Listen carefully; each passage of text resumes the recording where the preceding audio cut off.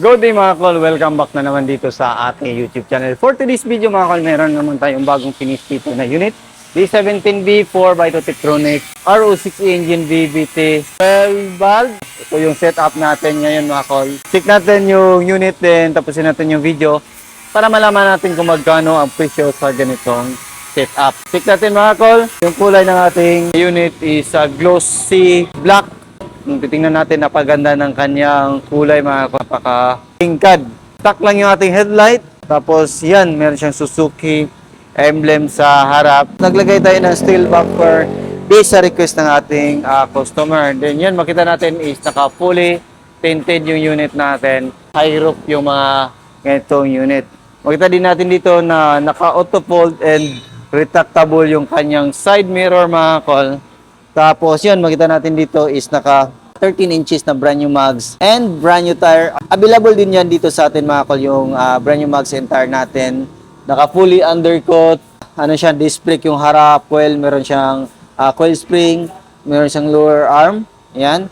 So yan yung setup dito sa harap mga kol, din rack end. Yung conversion natin is nag-stick pa rin tayo sa secondary gearbox or yung tinatawag namin na baki-bakit. So you know, di ba? Tingnan natin dito sa gilid, napakintap. Yan. Kompleto tayo sa rain visor. Manual sliding mga kol. Walang power slide sa mga D17V variant. Dito sa likuran, naka-brake drum, coil spring, with differential. So, naka-differential yung mga ganitong unit mga kol. Lahat ng mga minivan is naka-differential type. So, meron siyang propeller, transmission, propeller, and differential mga kol. So, meron din siyang mga axle, left and right. So, meron siyang axle bearing, brake shoe. Dito makita natin, coil yung suspension dito sa likuran. Tapos yan, makita natin naka-fully undercoat. Then, dito makita natin meron siyang spoiler. So, yan yung request ng ating client na palagyan ng spoiler. Tapos meron siyang third light. Then yan, makita natin yung sticker natin sa shop natin. Wiper kompleto. Tapos ganito yung backlash ng mga D17 variant. Ganyan din yung ating taillight. Naglagay din tayo ng plate holder para hindi mabend yung plaka. Tapos meron siyang dashcam din yung camera. Silipin natin dito. Open natin.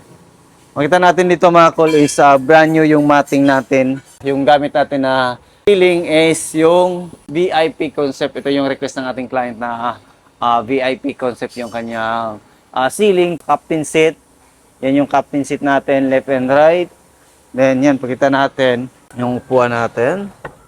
Manual sliding, walang power slide.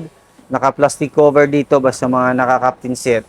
Then ito yung captain seat nito. Pwede natin yan i-fold kung kailangan natin ng malaking space para sa inyong sasakyan. Yan, pakita natin lahat.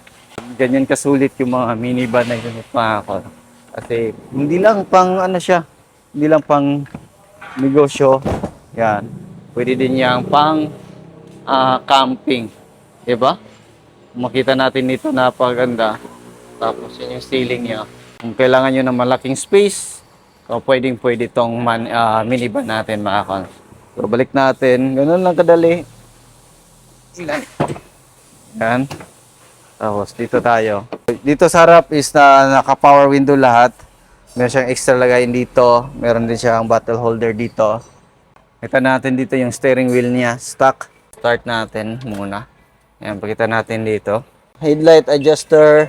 Cup holder. Then ito yung dashboard natin mga kol. Start natin. So, kita natin dito yung check engine, oil indicator, battery, cold start. Then kung color red, yung blue is dyan yung overheat indicator. Power steering indicator. Eco mode. Then, door indicator. Yan, naka-andar na yung makina ng ating unit.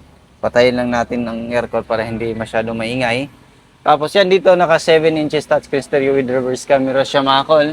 Tapos meron na siyang dashcam. Dito, Tiptronic. Ito yung shifter natin. Reverse, neutral drive. Then, manual mode. Then, ito yung ating aircon blower. Hazard switch.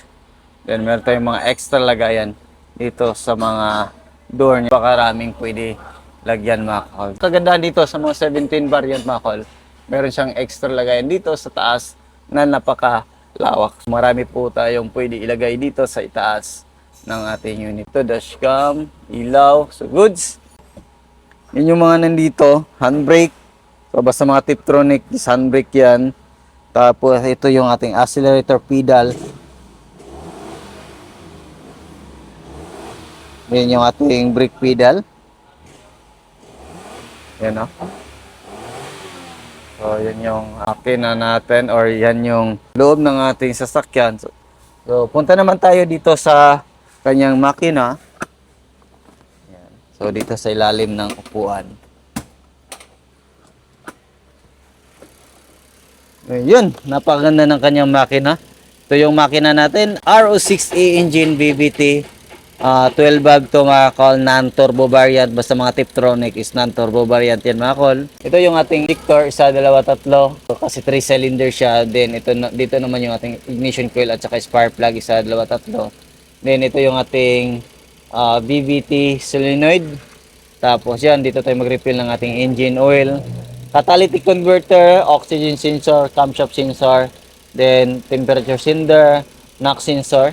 So, yan yung mga nandyan. Tapos, naka-fully insulate yung dito sa gilid para hindi mainit sa puwitan sa ating mga pasahero or yung ating driver. Ayun.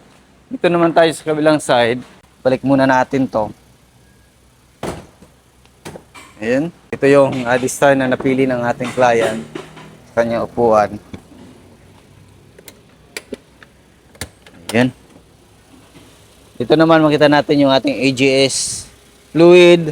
Ito yung ating throttle body, alternator, aircon compressor.